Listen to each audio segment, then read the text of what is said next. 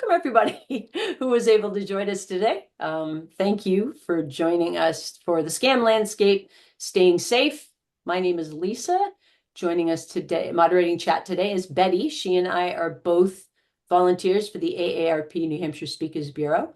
And the other face you're seeing is Chief John Bryfonski, retired, and he has a bigger history than that and a lot of experience with fraud. We'll let him tell you a little more about that when it's his turn to speak. We are in webinar mode, so your microphones and your video are off and will remain off. So we will be communicating through the chat feature today. I have about, I was going to have 25 minutes. I'm going to make it shorter so John gets time to speak. I'm going to try and hold questions until the end. If you have a question, type it into the chat. When Betty sees it, she will ask it. If it's something that needs immediate clarification, because you didn't understand something on the slide or something I said. Otherwise, we'll hold other questions for my part until the end. I'm going to be referencing several resources throughout the presentation, and you're going to be receiving some resources by email after the presentation. So you don't have to frantically scribble down everything you see. Okay. During today's talk about the scam landscape, we're going to cover a lot of red flags and how you can protect yourself.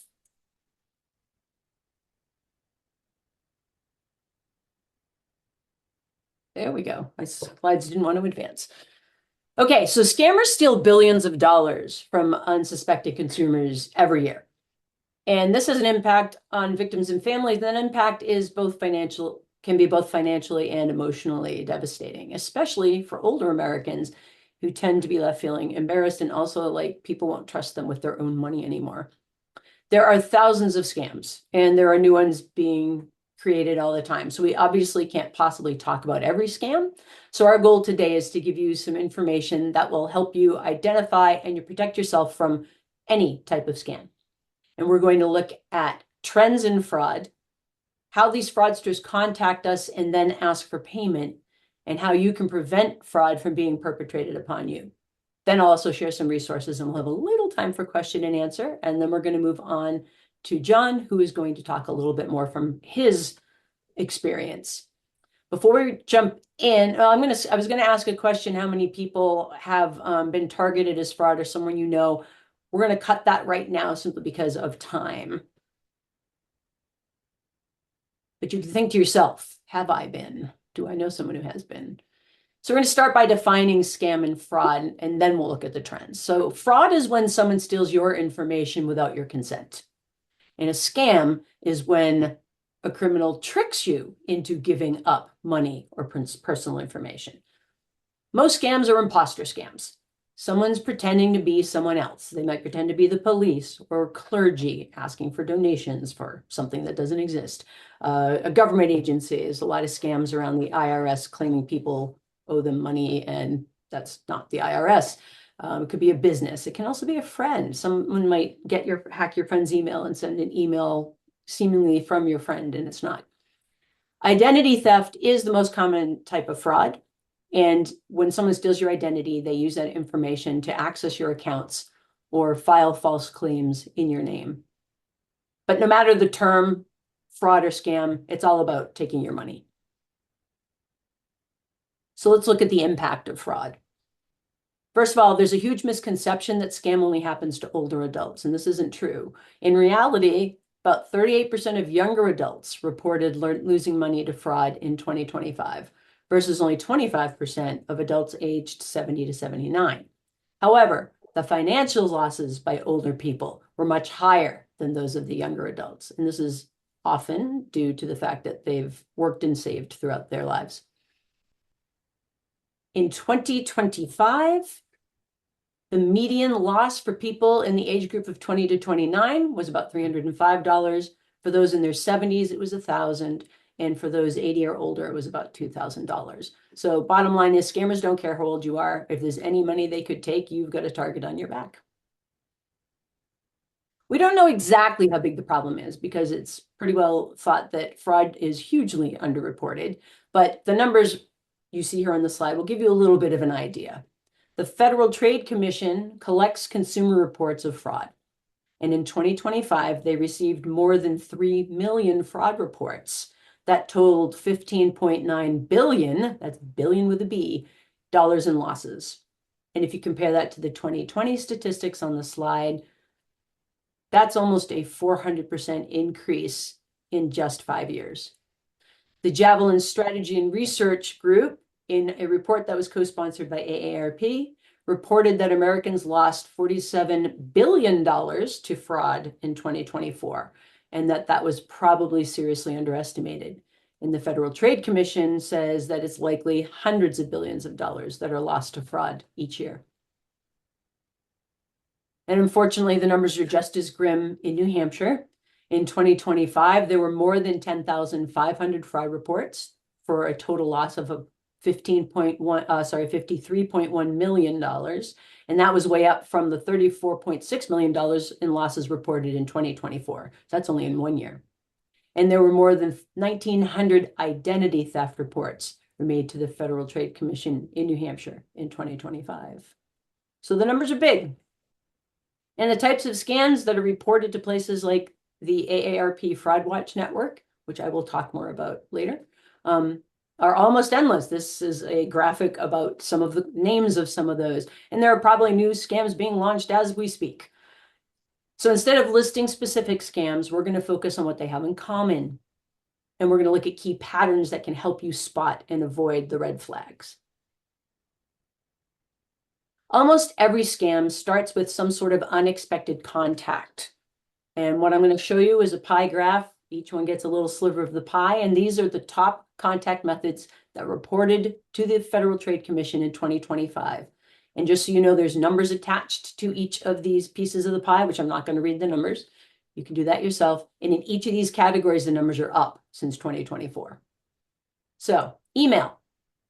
This is when someone tries to get you to click on a link or open an attachment or provides a phone number they want you to call back. So these fraudsters can contact you this way. And it's, again, these are unexpected contacts. You're getting an email that you didn't expect to get. They will actually phone call. Oftentimes they're spoofing numbers. And if you're not sure what that means, spoofing numbers is when I could be nice and say borrow, but they use someone else's phone number. And yes, there are apps that allow them to do this. To trick you into sharing personal information. So you could get a phone call that looks like it's coming from your doctor's office, and then you answer the phone and you're like, I'm not sure this is my doctor's office. Someone probably spoofed their number. Texting, you'll get fake texts. I'm sure we've all gotten those if we have smartphones. They might send you a fake alert like, oh, we can't deliver your package. You need to update some information.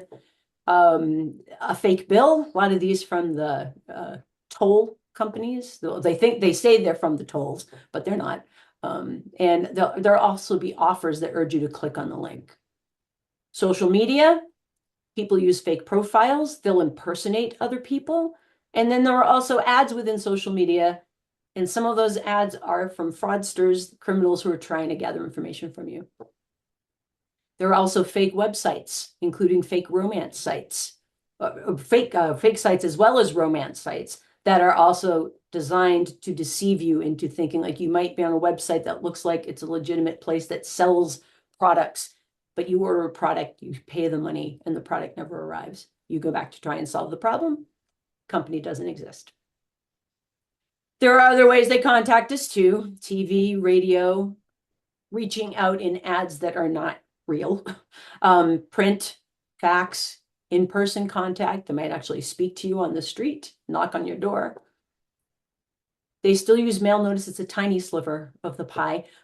But you might get mail from a fraudster that looks like it's legitimately from something else, but it's not. And another way they use mail, and this is why shredding our mail is so important, they still dumpster dive. Some people will still go through discarded mail and find information, personal information. And then there are also online ads. Working on online, and you get these pop-up ads, and you get pop-up messages like a fake warning that your computer has a virus, or a fake sale might pop up as a pop-up ad. So these are all ways that they contact us. If you're unexpectedly contacted and asked for personal information and or money, it is very likely a scam. Lisa, could I interrupt Yes, you for can. just a minute? Some people are not seeing all the slides, and I think I'm still getting an echo when I talk. But Ooh, I don't know what's going on with the slides. I don't either because they're advancing on my end. Are There, they advanced? it's a view thing. They're not seeing the Oh, entire slide. oh boy. I don't know if it's on their end or No, ours. wait. There's one thing I can check that could be on my end. I haven't had to do this in ages. Um,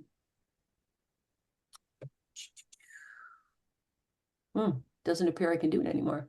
I used to be able to outline the slide to make sure. Oh, wait, hold on. I'm going to stop my share and try something else. There used to be a way to.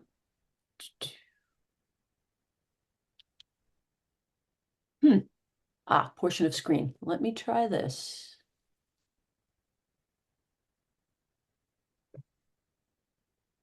Okay, that's boxing in the whole slide. You don't need to see this part. Okay. Does that change anything? Well, I'm going to move on. If that Yeah. didn't work, there's nothing else I can do. This is the only other thing I know is that I set the box to the right size, a certain size, and it will show people. So I'm hoping that worked. It seems to. Okay, great. Thank you. I'm glad someone caught that. Okay. Ugh, and now it doesn't want to advance. There we go. Okay. So they've contacted us unexpectedly. And there are only a handful of ways after that that they can ask money from their victims. So I'm going to go over not every single one that's listed here. I'm going to go over a few of them. I got to move this because it shows up in the. Oh, if it's not one thing, it's another. Okay. Something else was showing up in the box. So credit cards are the most reported means currently of criminals asking us for money once they've contacted us unexpectedly. An upside of credit cards is that consumers are largely protected from these losses. So if they realize it was a scam, they might be able to work with their credit card company to recoup some of that money. Um, Peer-to-peer payment apps, things like Venmo or Cash App, they're the second most common means of these criminals asking for money. It's fast, it's familiar, but on the other side, they offer little to no consumer protection. So if a fraudster is paid this way, it's unlikely the victim would be able to recoup their money. Gift cards used to be one of the top ways they ask for money, but it's dropped to seventh, and partly this is due to state laws. But it still remains one of the easiest way for scammers to get money. But remember, gift cards are for gifts. They're not never for paying bills and never for paying debts. So if someone says, "Oh, well, go get some gift cards to pay me this, to pay your debt this way," it's a scam. Bank transfers result in the highest losses by dollar amount. Scammers often will pose as a bank employee and they'll claim that your account is under attack. And then they're going to urge you to move your money. And they're very glad to tell you where and how and when, except it's not someone from the bank and the money gets transferred and then the money is lost. Cryptocurrency use has surged. It's almost doubled since 2021 in just 5 years. And now it ranks just behind bank transfers when you look at number of dollars lost. So let's take a closer look at cryptocurrency.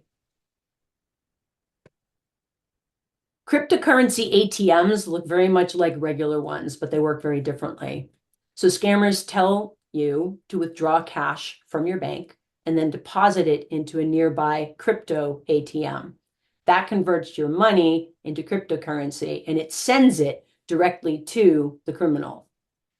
Crypto is hard to trace. It is not government backed. Recovery is unlikely of the money. And it's been reported that in 2024, victims lost more than 1.4 billion with a B, billion dollars to cryptocurrency fraud. It's also estimated, and this number shocked the heck out of me too. It's estimated that 90% of business that's done on these crypto ATM machines is fraudulent. 90% of the time when these machines are being used, It's for fraud. That's astounding to me. AARP New Hampshire, however, just led the charge in New Hampshire to pass legislation to protect Granite Staters from crypto kiosk scams. So there's that. Hopefully that's going to pan out well. After this talk, I suggest perhaps you try searching crypto ATM near me. You might be surprised with how many you find. So let's switch to AI for a moment. Something that's become part or is becoming part of our everyday lives. And it impacts fraud because scammers use it to make scams more believable. AI can create realistic voices and images in videos, and that makes scams more convincing and also cheaper for them to produce. Fraud isn't new, but AI makes it easier to deceive people. The good news is, however, that the best defense against AI-driven scams is still smart prevention, which we're going to cover very shortly. So let's explore first how we respond to fraud and scams, the psychology of it. There are specific psychological tactics that criminals use to take advantage of people. So knowing what they are allows us to counteract them. First of all, the scammer's goal is to get us into a heightened emotional state. They call it putting their victim under the ether. And they use tactics that can raise our emotional state. Things like instilling fear in us. If you've heard of the grandparent scam, someone gets this frantic text from their grandchild in the middle of the night. I've been arrested. I need money. We get afraid. Excitement. You've just won the lottery. Well, who doesn't want to who doesn't get excited when they hear they've won $100,000 or something like that? And they'll also use love, another very strong emotion. So there are a lot of romance scams. And once the victim is under the ether, once any of us is under the ether in a heightened emotional state, it's hard to think logically. Emotions take over and we become susceptible to making bad decisions. And that's when the scammers succeed. Because the criminals are using our own normal thought processes and our emotions against us. Most scams share 3 elements. We've already talked about 2 of them. The first is that unexpected contact, that surprise call or text from your grandchild at 3 o'clock in the morning. A pop-up on your computer. Your computer has a virus, you're going to lose everything. Or some sort of a message like you didn't pay your toll, you're going to get in trouble. So there's the unexpected contact, then the emotional reaction. Whatever they've just sent us generates a sense of fear or panic. That creates a sense of urgency, the third element.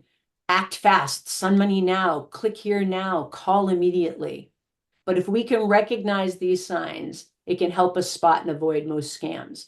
These 3 things, unexpected contact, emotional reaction, I'm getting an emotional reaction, and they're making it sound like I have to do it right now, that should be a trigger for us. And when that trigger is activated, we're prepared to respond like this. First step, pause. Take an active pause. This lets us shift from emotion to logic. So disengage from that call, that email, that text. You can always go back to it later if it turns out to be real. Reflect on what is being asked of you. We shared some things about scams in this presentation. You probably know more. Does it sound like a scam? Does it have some of these elements? Are you being asked to do something unusual? Like put money in a cryptocurrency machine? One apparently popular romance scam I heard about starting last year was like Brad Pitt. Have people having online relationships supposedly with Brad Pitt, and then he asks you for money. So ask yourself, would this person, this famous person, really be emailing me for money? So once you've paused, you've reflected, you think, yeah, it could be a scam, time to protect yourself. End communication if there's ongoing communication in the scenario. If it doesn't make sense, end the communication. Pause, reflect, protect. Simple way to stop scammers in their tracks. And also keep this in mind, especially with the more, I'll say it, the scams that don't make you afraid, but make you excited. If it sounds too good to be true, it probably is. Well, what do you do if you've been a victim or someone you care about has been a victim of fraud? Stop all contact with the criminal. If the contact is ongoing, stop. Protect your finances. Do things like contact your bank, your credit card company, or the business wherever the fraud occurred. Make that contact. Freeze your credit at the 3 credit bureaus. Equifax, Experian, TransUnion. Keep this in mind. That prevents anyone from doing a credit check, opening any account, anything like that that requires a check, getting mortgage, a loan in your name. You as well, though. So you have to remember to unfreeze your credit if you're going to apply for like a car loan or something, then refreeze it. Change your passwords. Report the fraud. You can notify the AARP Fraud Watch Network, the local police, things like that. John will talk more about this. Monitor your accounts and then seek support. And there's a little bit more on that in a minute. And that actually is a very important piece. AARP created the Fraud Watch Network to educate people and support victims of fraud. It's a free resource. It's free to anyone, whether you're the victim or not. You can stay informed in this website with their national scam map. It shows you scams throughout the country, but you can also sign up for local alerts for scams that have become or are popular in your area. And you can also get free help from trained specialists via the Fraud Watch helpline. And the phone numbers on the screen. That's information you will be emailed after the presentation as well. Being a victim of scam can be very devastating, but it doesn't have to define you. Just remember, you're not alone. You saw the numbers earlier. There are millions of people that are being scammed, taken advantage of each year. It's not just you. And many of these scams are very convincing. AARP's Fraud Victim Support Group offers a free and safe online space for victims and their loved ones so they can interact with others who've also experienced fraud. And you can sign up at the URL that is on the slide. You're going to get that information emailed to you after the presentation as well. Okay, we've covered a lot today. Did it very quickly, sorry. Remember though, these key things. If it comes out of the blue, it's unexpected contact, and the request is very urgent and you're asked for money or personal info, it's a scam. We hope that you have benefited from this information, that you're going to share what you've learned today with other people in your life. But also remember this, because if you can spot a scam, you can stop a scam. This is how you can reach us at AARP New Hampshire. We hope you're going to look through those resources you're going to get after the presentation and share with others. And I will take a couple of minutes for questions and answers before I turn this over to John. If there are any questions. We got anything, Betty? I do not. Okay. Wait. Oh. Yep. And all good. Okay. In that case, I'm going to turn this over again to John Bryfonski. He's retired chief of police from Bedford, New Hampshire, past president of the New Hampshire Chiefs of Police Association, and he has extensive experience and background with fraud. And I'm going to let you tell you more about himself. Well, good morning, everyone, and thanks, Lisa. That's a great presentation, and it's difficult to cover all the various elements and aspects of fraudulent schemes, but you did a great job in summarizing both the identification aspects as well as, you know, what you can do once you think you've become a victim. So great presentation. Yeah, so good morning, everyone. My name is John Bryfonski. As Lisa said, I'm a retired chief of police. I was chief in Bedford for 12 years. Prior to that, I had a 27-year career as a federal agent and senior executive with the U.S. government and law enforcement. And prior to that, many years ago, I started out as a police officer and detective in Connecticut. So a lot of history, about 45 years in law enforcement. And so I was able to see the evolution of these fraudulent schemes, primarily propelled by the advance of technology. If you can imagine, back in the 70s and early 80s, without the internet, it was difficult to propagate and promote these kinds of scams without personal contact. Oftentimes, the fraudsters may have made personal contact with people either through the mail or through the phone, and that's how those things began. But today, technology has made it so much easier for fraudulent schemes to be perpetrated against folks. And as Lisa said, it's not only just seniors, although seniors do make up a disproportionate share and number of the victims. And so we may ask, well, why is that? Well, in investigating these sorts of schemes, fraudsters look for the weak points in various types of systems and processes. And for whatever reason, seniors are not weak. There's many seniors that are very technologically adept, and certainly more so than even younger people. But for whatever reason, fraudsters believe that seniors are more likely to become victims. And so as a result, these fraudulent conspiracies involving many people, social manipulation, manipulation of technology, target seniors simply because that's who they think they can be successful with, not because seniors are more likely to become a victim based on their lack of knowledge. It's simply because seniors are being specifically targeted by fraudsters.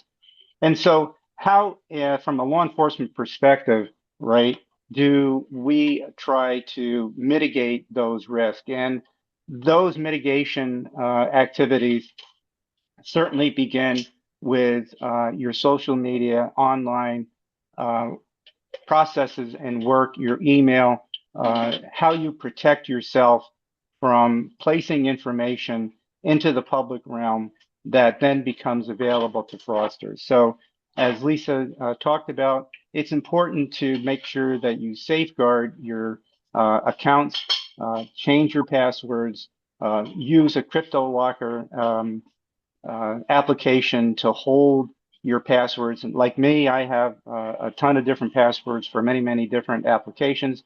And of course, they tell you not to reuse passwords and usernames. That's important. So how do you keep track of those? Well, you keep track of those in different ways. And certainly what you don't want to do is put them on a device that isn't secure or encrypted. So there are applications, free applications that are out there that you can use to encrypt your passwords and usernames.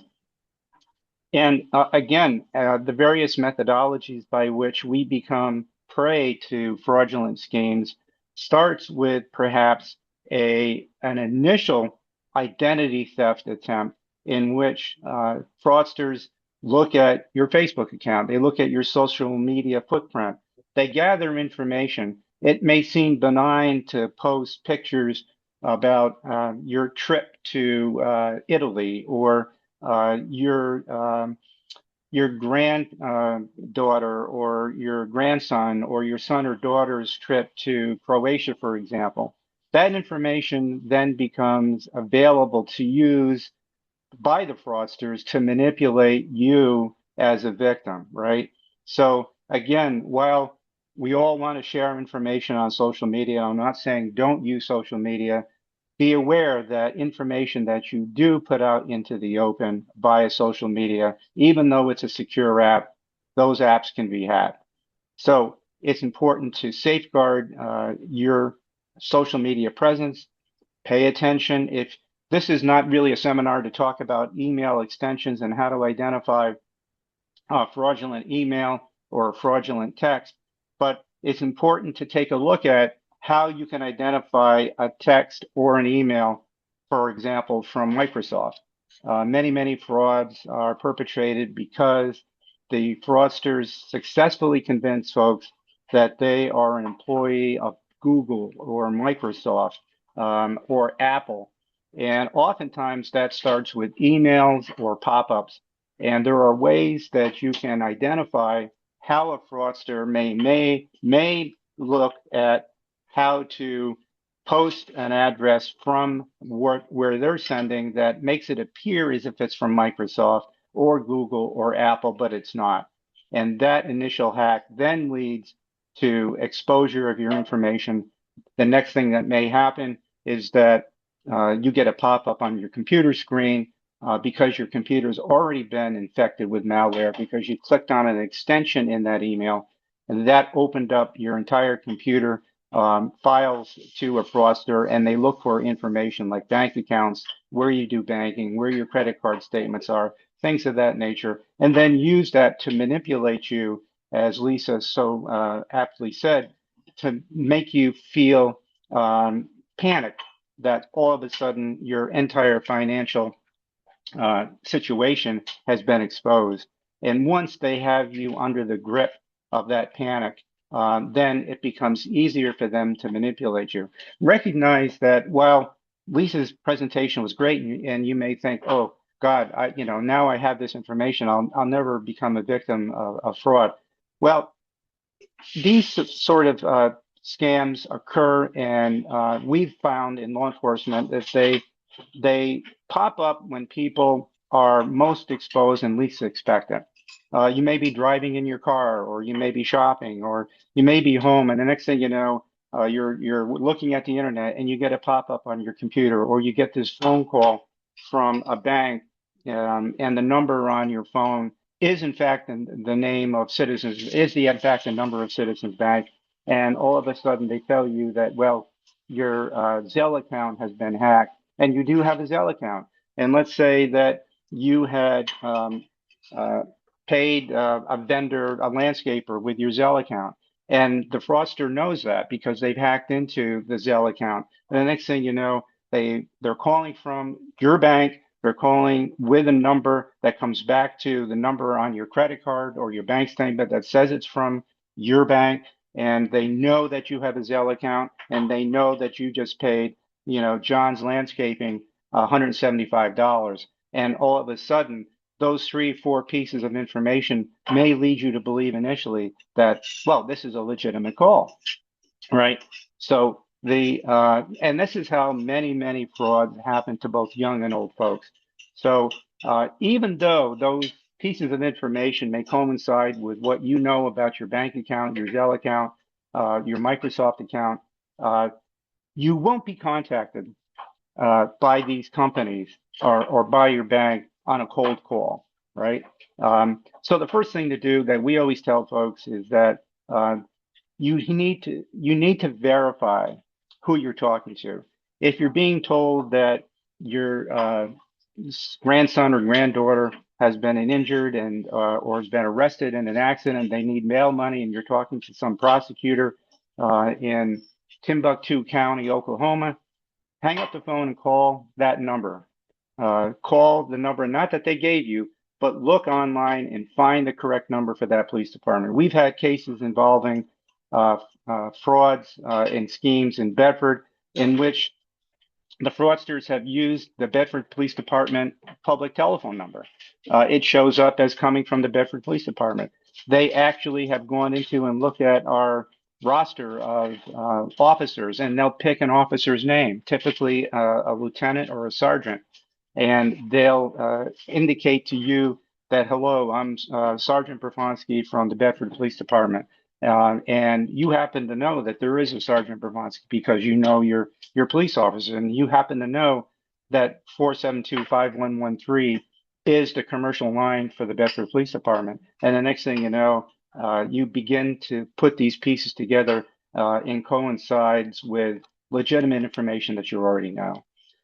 It's important, I think, to make sure that you report even attempted thefts, attempted frauds, as well as actual committed frauds to your local police department.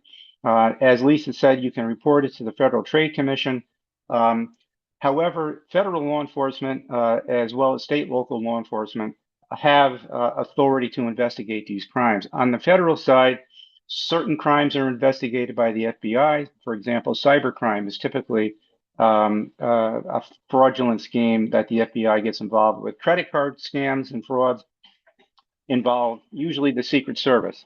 And so you may then get confused. Well, who do I call? I report it to the FTC, but then I am told that I need to report it to another agency. Always start with your local police department, right? If you believe that you've been a victim of a fraudulent scheme, the first call should go to your local police department so that you have a resource in your town, in your city, in your county that can help and assist you with how to handle, manage, and mitigate whatever may be happening. And then once you've reported it, use your local police department as a resource. Don't be bashful about calling back. Once the report is made, right? Don't be bashful about calling the police department back and asking who has the case, if it's been referred to a detective, and where is the case now, what's happening with it. Don't be afraid to ask. We're public servants. Law enforcement folks, both federal, state, and local, are public servants first. We're there. You pay our salary. We're there to be a resource for you.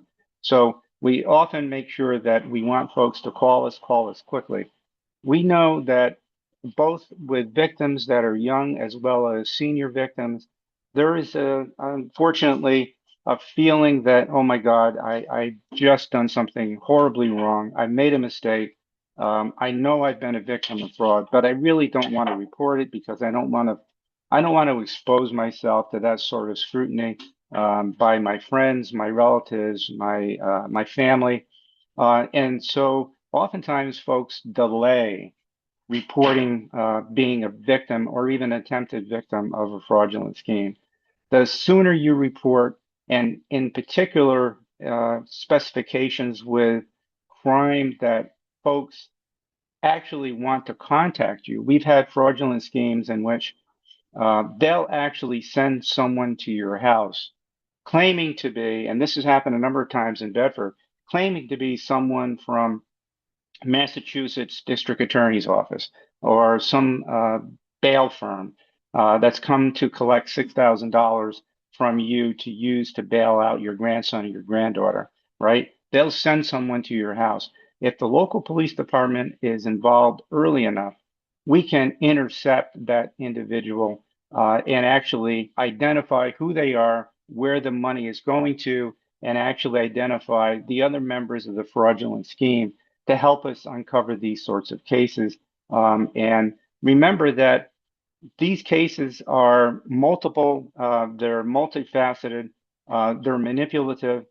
These fraudsters are professionals at what they do. Some are not as good as others, but recognize that whether they're in the United States, and many of them are, as well as many of them are not in the United States, they are professionals at manipulating people. They are professionals at concocting multifaceted schemes. You may get an initial pop-up on your computer that tells you to contact someone from your bank. You talk to someone from your bank, then they refer you to someone that they say is from the FBI. And then you talk to that person, and then they refer you to someone else from your bank or credit card company or mortgage institution. So they use multifaceted layers of convincing manipulation to convince their victims that this is in fact a legitimate call, legitimate concern that involves you. So again, we always say trust but verify, but in this case, we don't even trust. You need to verify first what's happening. And as Lisa indicated, um, obviously, if you become a victim, there are mitigation factors that involve notifying all your credit reporting agencies, TransUnion, Equifax, and Experian. But that's only one part of it. That locks your credit down, but that doesn't protect you fully. You need to make sure that you notify your credit card companies. You need to notify your financial institutions, your banks, as soon as possible. And again, there are ways where law enforcement can follow the money and perhaps may be able to recover it depending on the nature of the scheme. However, speed is of the essence. Unfortunately, with cryptocurrency, once that money is fed into a crypto ATM, it's gone. Oftentimes, that digital wallet appears someplace outside of the United States in a foreign country, and it becomes virtually impossible. In talking with the Manchester Police Department detective, whose responsibility is to investigate all these fraudulent schemes, while they've been rather successful in recovering money that didn't involve cryptocurrency, they have recovered $0 for victims when the funds have been deposited into a crypto ATM. So what do we see? Just the final couple of pieces here. What do we see in New Hampshire?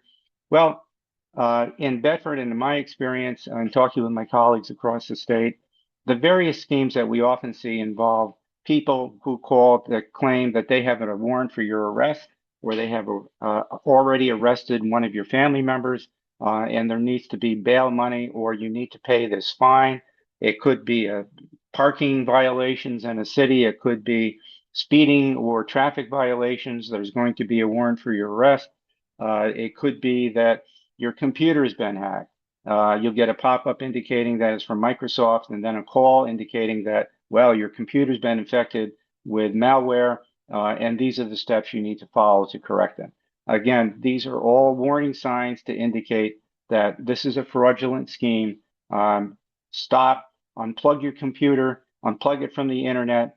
You may have to take your devices to a professional to have the devices cleaned and reviewed and eliminate the malware from your files. There are ways that professionals can do that, but it's important to disconnect your computer from the internet so there's no connection outside your device to the internet so that the hackers can continue to suck information out of it. Other schemes that we've seen in New Hampshire involve family members that are involved in an accident. Typically, they're involved in an accident once the fraudsters have determined that, let's say your grandson or granddaughter are in college, and they know from social media that your grandson is in college in let's say New York State someplace, and they say that they're at Cornell, and they find that out because of social media information, and then they call you and say that your grandson has been involved in an accident in a town where you know that they attend college when college is in session, obviously. Hospital situations in which people have been told that we've seen cases involving folks that have been told that a family member is in the hospital, usually on travel someplace, and there needs to be an immediate payment made so that they can get medical care. Utilities used to be a favorite scam, particularly in the wintertime in New Hampshire, where someone would pose from Eversource or Liberty Utilities or a utility that they know that you use, indicating that your bill hasn't been paid, that your account was hacked, and you need to immediately pay the bill to keep your heat on when it's frigid outside. Those used to be very, very prevalent in state of New Hampshire. Overdue taxes, as Lisa indicated, computer hacks, the romance schemes, and of course, all those taken together are what we typically see. And you saw the figures in New Hampshire, hundreds of thousands of cases, more than 1,000 cases, millions of dollars lost. So report it to your local police. Use the local police as your resource. Let them guide you to the next level of investigation if it needs to be referred. And recognize that oftentimes you think that the FBI or the Secret Service may take this case. Recognize that due to the sheer number and volume of these cases, that the U.S. attorney's offices in various states set arbitrary thresholds for monetary loss before they'll take a case for prosecution. That's because that's what they have found that works best in the federal system. We may not agree with it, but that's necessarily what it may mean. One of the other reasons why you should report it too is because we need to connect the dots so that one criminal fraudulent conspiracy operating in Bedford, and then the same is happening in Merrimack, and then the same in Raymond, and then the same somewhere on the seacoast. It allows law enforcement and the federal authorities to connect the dots in these cases to show that while there's may have been a $6,000 loss in Bedford, a $12,000 loss in Merrimack, an $18,000 loss in Portsmouth, $9,000 loss in Cheshire County.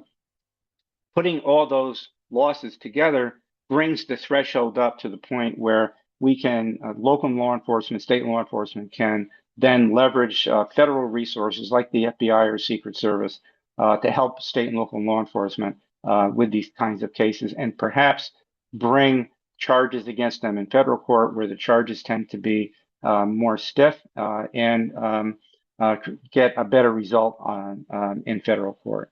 So a lot of information. I think I've probably reached about my time frame, so I'm going to stop here and see if there's any questions. We have two questions. I think they're from the same person.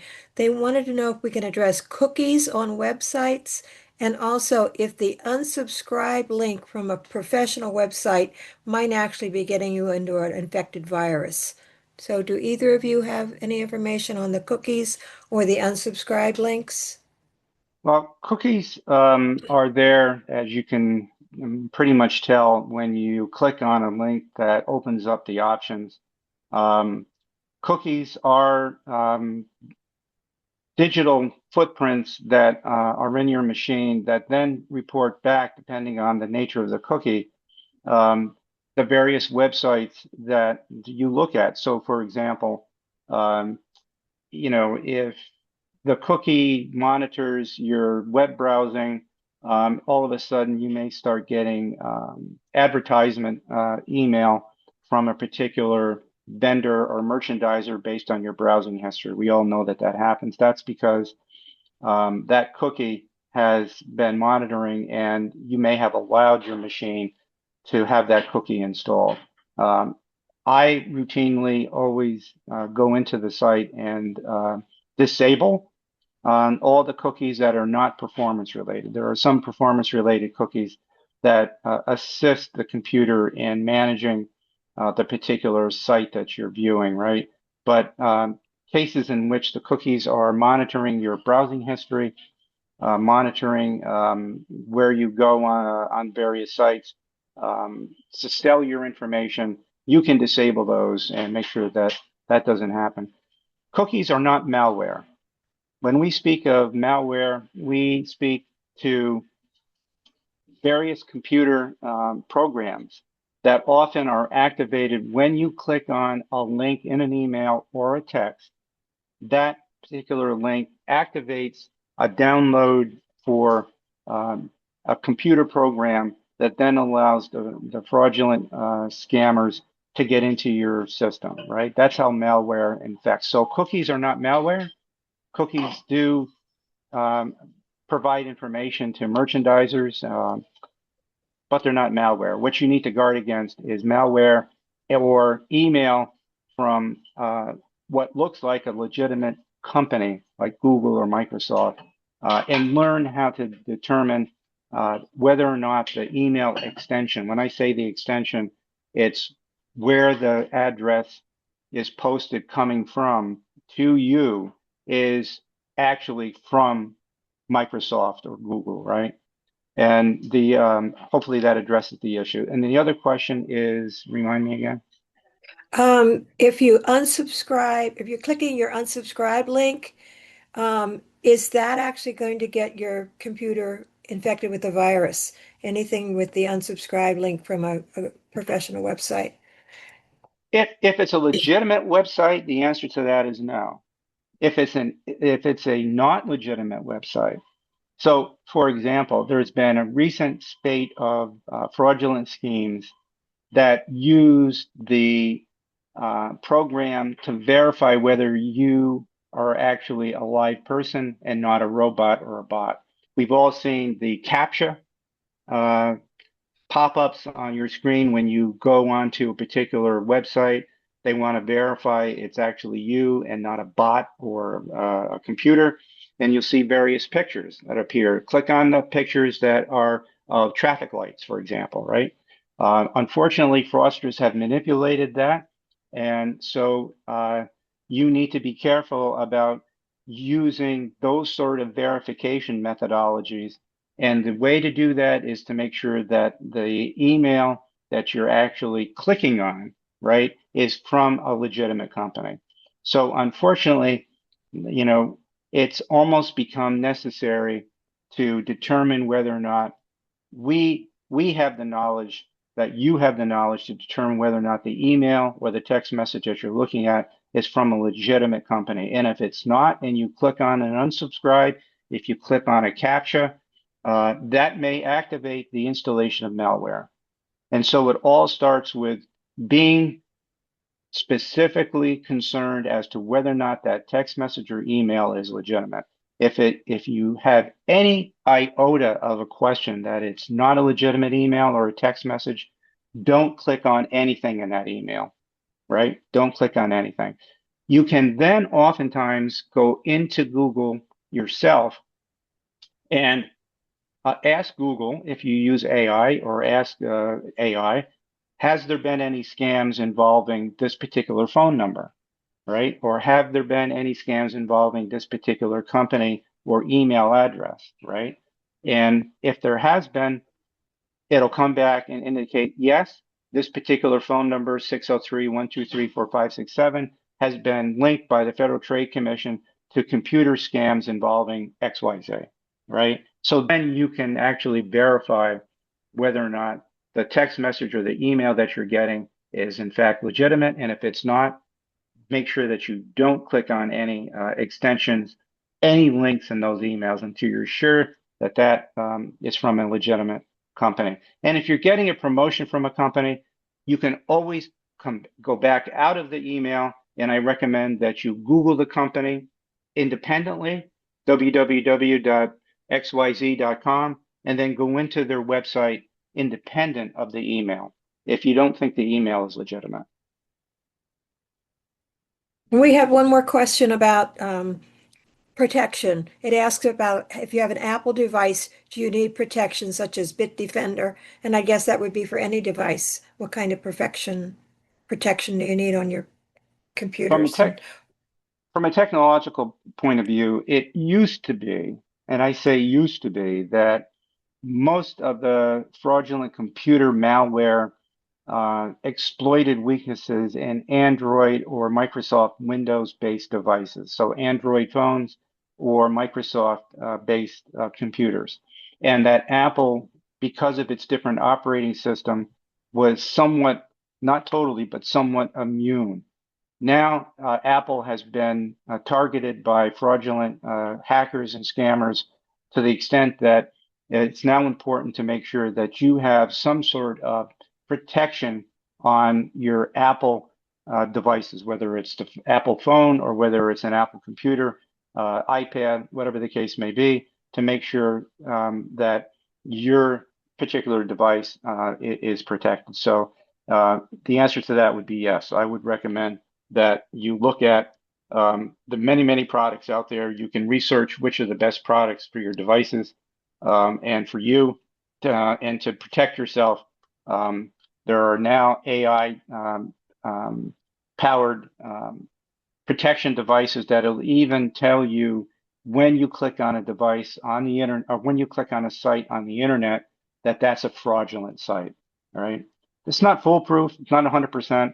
There is nothing that's 100%. If the CIA can be hacked, so can you. Excellent. Thank you, John, very much. Appreciate it. It was very informative. I learned some new things too, which is always nice. Yeah, Okay. one thing I will Mhm. mention is just really quickly is that Senator Hassan is a co-sponsor of a bill that was introduced into Congress just a few days ago. And that bill will consolidate reporting for all fraudulent schemes onto one website. The bill has to work its way through Congress, but and there's obviously some pushback from the FTC.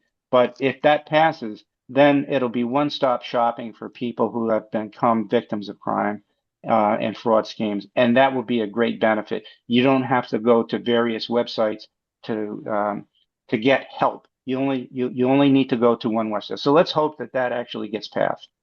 Excellent. Cool. Thank you very much. Well, thank you everybody again for taking time to join us today. We hope you've learned a lot of information and that you're going to share this with other people. A reminder that you will be receiving the resources that were referenced in my part of the presentation by email at some point after the close of this presentation. So I wish you a good rest of the day. Thank you. Thank you, John, for joining us today. Thank you, Betty, for moderating. Thanks to Christina for opening this up for us. And you all have a great weekend, and we'll hopefully see you again soon. Take care. Bye.